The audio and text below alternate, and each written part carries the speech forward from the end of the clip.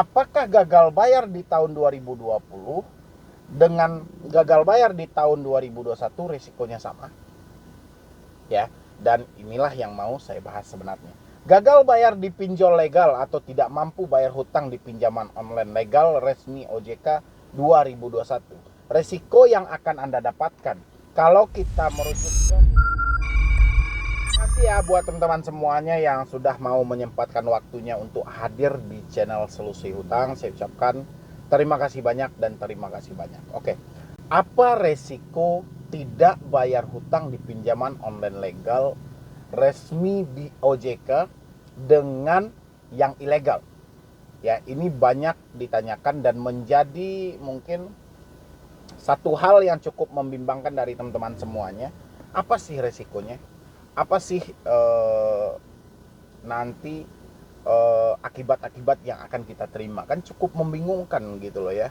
Dan saya juga melihat di tengah pandemi saat ini, di tengah COVID-19 saat ini, banyak banget dari yang biasanya ya. Bahkan saya lihat ini tuh, saya aja dari analistik di YouTube aja, saya mendapatkan lebih dari 500 subscriber baru per hari ya. Berarti saya bisa menganalisa 500 orang per hari ya. Berarti ini orang-orang yang baru gagal bayar dan mengotak-atik di Google ataupun di YouTube sehingga dia masuk ke channel saya. Ya, saya asumsinya seperti itu. Ya. Dan habis itu banyak juga teman-teman yang mengirim email ke saya di medibroni091@gmail.com. Itu banyak banget. Apa resiko jika kita tidak mampu bayar pinjol? Ya, padahal ini udah sering ini. Ya.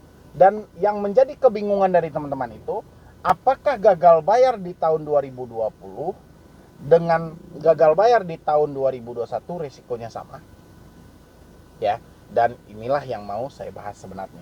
Gagal bayar di pinjol legal atau tidak mampu bayar hutang di pinjaman online legal resmi OJK 2021. Risiko yang akan Anda dapatkan kalau kita merujuk ke peraturan OJK ya, wajib menagih 90 hari.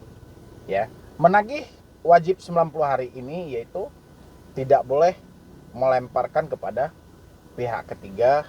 Itu cuma dilakukan dengan segala macam, pokoknya banyak lah ya tentang hal itu. Yang jelasnya wajib menagih 90 hari.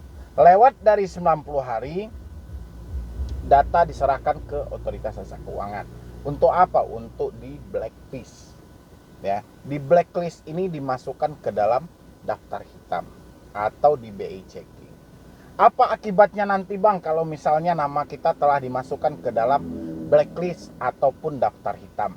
Kemungkinan besar, ini kemungkinan besar, Anda tidak bisa lagi meminjam uang di bank, ya, mengajukan kredit di leasing dan sebagainya macam, ya. Tapi, ya ini ada tapi ini nih.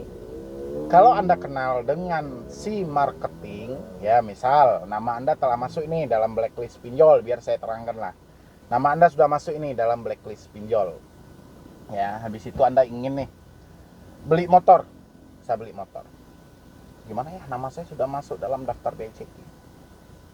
Tapi Anda butuh motor, habis itu temui aja lah, temui salesnya. Ya, nanti jelaskan. Saya ingin motor, bisa nggak lompat di BCK? Bisa.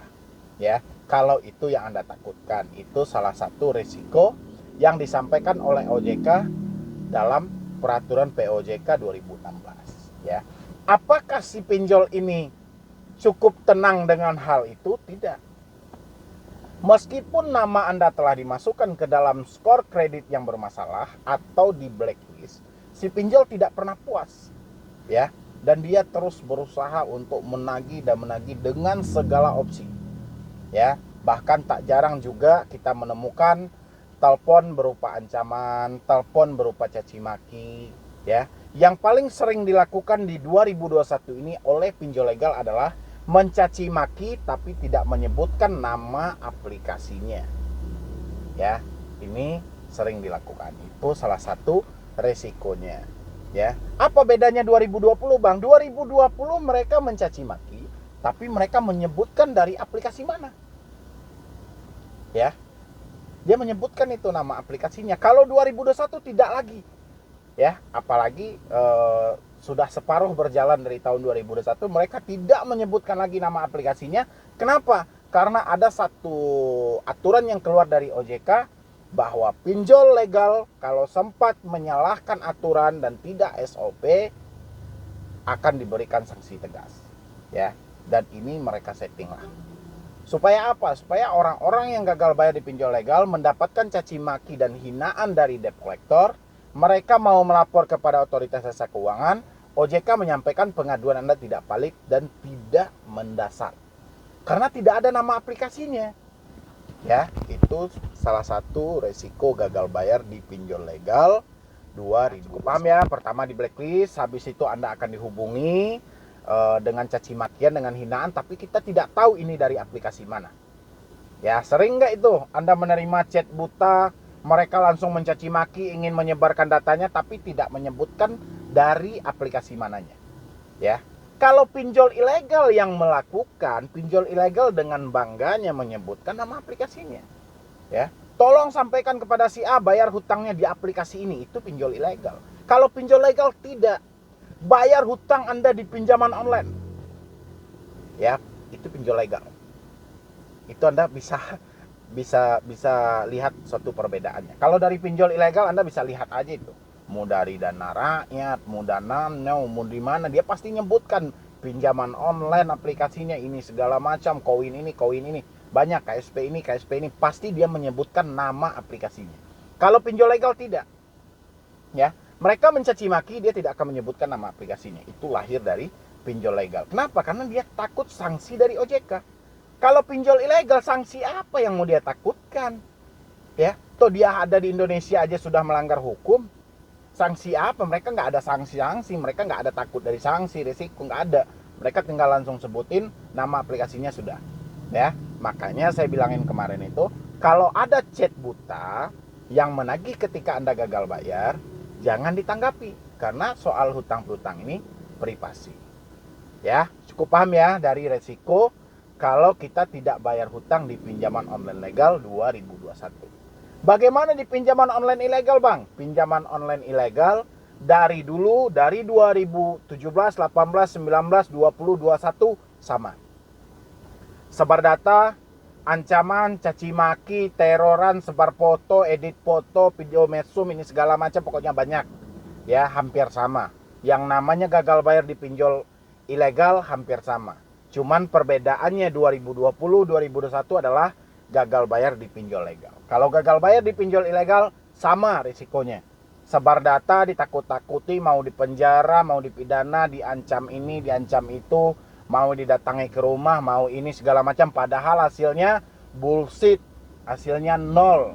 Ya, si debt collector tidak berani mengunjungi si debiturnya, sehingga bermacam drama yang mereka lahirkan untuk menakut-nakuti si debiturnya tadi. Ya. Habis itu lagi yang Anda tanyakan juga, risiko dari gagal bayar dari pinjaman legal, apakah mereka akan datang ke rumah?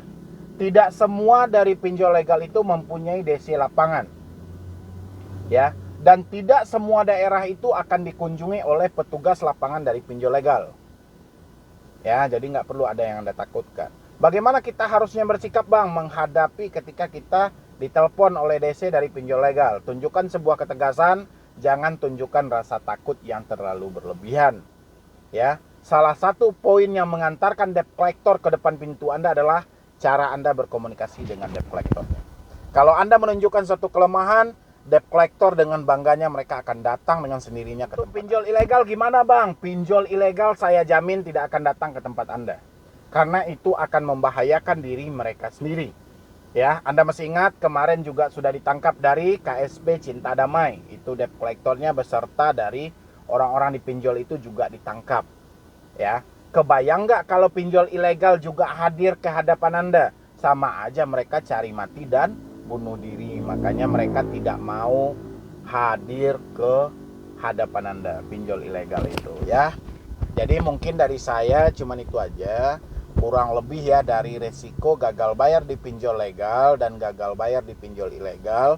kurang lebih resikonya untuk versi 2021 seperti itu. Ya. Dan dari teman-teman semuanya juga kalau ada komentar ataupun tambahannya silahkan isi di kolom komentar. Dan jangan lupa juga support juga channel YouTube saya satu lagi, Medi Broni. Anda tinggal ketik aja. Itu habis itu Anda support juga, dan di situ saya nanti akan berbagi tentang hutang piutang online juga, bahkan pinjaman online akan saya bahas di situ semuanya. Tergantung dari supportan Anda kalau Anda berkenan, ya.